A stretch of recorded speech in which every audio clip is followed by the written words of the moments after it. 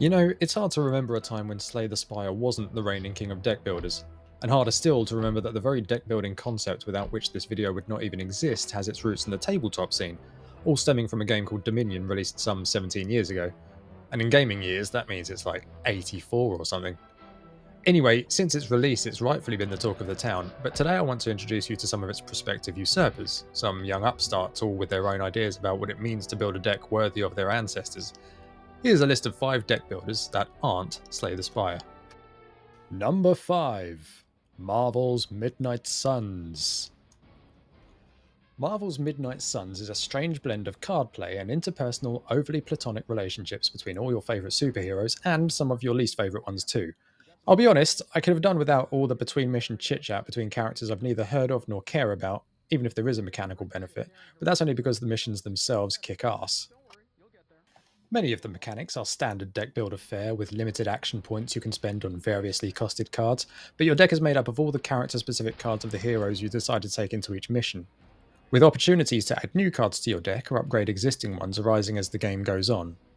This means there is a near endless variety of deck building options you can explore, as each character will bring a different way of dealing with enemies to the table.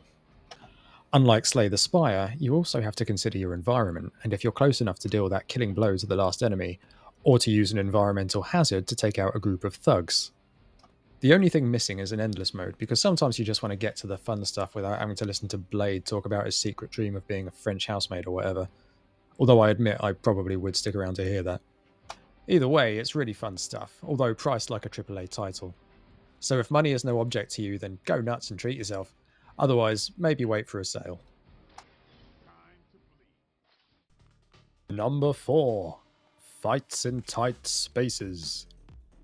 Ah yes, the age-old action movie trope of one versus many in a confined space, now presented in a minimalistic, stylistic roguelike deck-building card game. I bought this in early access, and really the initial game was already quite strong, if a little buggy, but that was okay because it's a solid romp with easily digestible mechanics. You play Agent 11, sent on missions to take on various gangs who are being headed up by a mystery newcomer.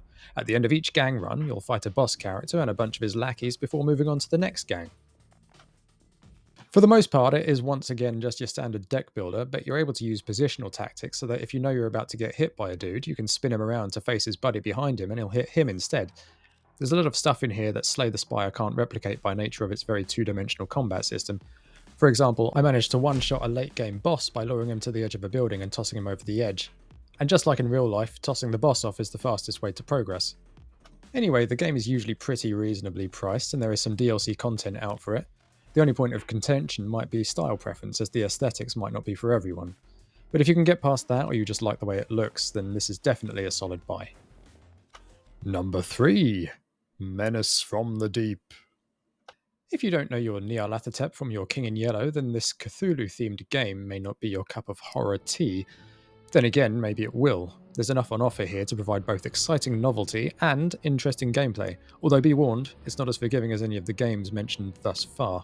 Firstly, it's absolutely gorgeous to look at and atmospheric to boot, with a variety of character and deck archetypes that will see you experimenting on each run through its semi-roguelike story. Combat is as you would expect, but you get bonuses from playing cards of the same type consecutively. Attacks become stronger, blocks give you more block, etc., and each card in your deck has multiple upgrade paths, allowing a level of customizability that is absent from many of its kind. Like many Arkham-related games, your character has 2 damage types, one physical and the other simply called Horror, the latter of which being used as both a means of death if it reaches 0, and as a resource in certain situations. The soundtrack pushes that gloomy, oppressive vibe in a thematically appropriate way, and overall it's just a damn good package that will appeal to all the senses. Except taste. Don't try and taste it. Number 2. Beneath Oresa. So this one nearly passed me by until I saw it in a Steam sale, and like the diligent researcher I pretend to be, I thought I'd give it a go, what with deck building kind of being my muse of late.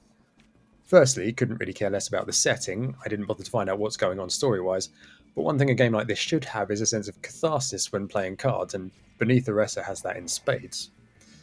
There's something tactile about selecting a card to execute and watching it play out on screen, and the visuals will even shift into slow-mo while the game waits for you to play your next card, giving each fight a sort of Zack Snyder action sequence sensibility.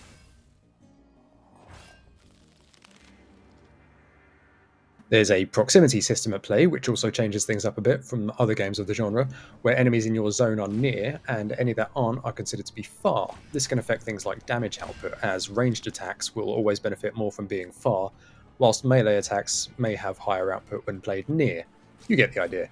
Some cards may also be unplayable until you meet one of these proximal prerequisites, and playing melee attacks will bring you closer to your target, so as with any good deck builder, sequencing your card play is a strategic must. With its confident presentation and snappy, satisfying gameplay, you could do a lot worse than to treat yourself to this understated gem.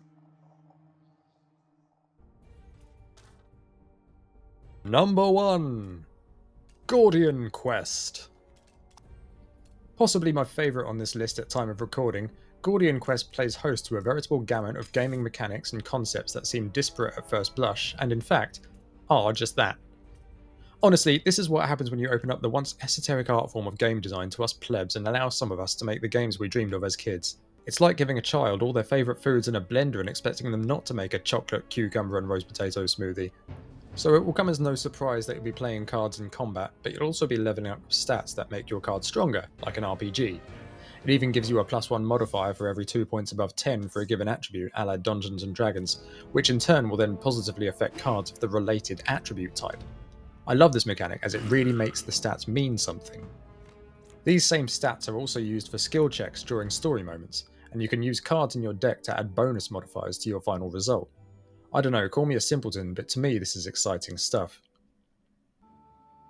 There are also positional tactics, somewhat more limited than previous games in this list, but just as key to strategy as the card play, and where your characters sit in the formation matters to whether or not you'll get hit by a melee or ranged attack.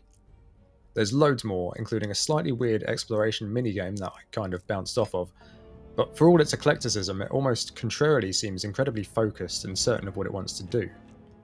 Sadly, one of the things it doesn't want to do is give your heroes much of a sense of character, and it's unfortunately the nature of the beast that the characters themselves aren't so much actual characters as they are archetypes. The only sense of personality you get from them comes from the gorgeously dynamic artwork, and since the game is equal parts deck builder and RPG, the lack of character development might be a deal breaker for some. Anyway, all of this is to say that you should just definitely get Gordian Quest if you're even slightly intrigued by anything you've heard here today. It's an absolutely fantastic game, and if you like building decks, then you're just not going to regret it. And if you do, then I don't know what to tell you. Go play Call of Duty or something. And that's it, boys and girls. If you like what you've seen and or heard, there's a dedicated button for that, kind of looks like a thumbs up. And if you want to let us know which deck builders I've been stupid enough not to mention, then you can blast me in the comments section below. Go on, I dare you.